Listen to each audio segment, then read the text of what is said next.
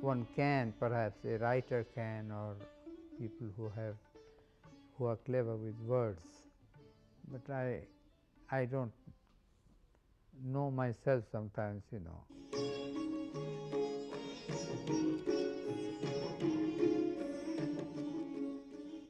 I don't believe in fusion. I don't mix music, cocktail of music and all that.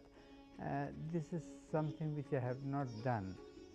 I have definitely experimented with Western or non-Indian musicians, non-Indian instruments to get more color, more texture. But the music part I have always kept Indian, basically, either classical or contemporary or folk.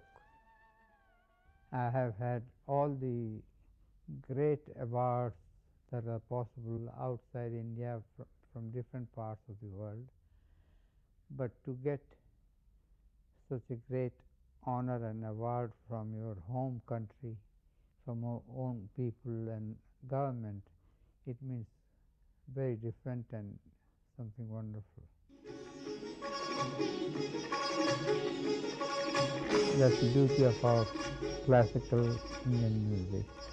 There's no end to it.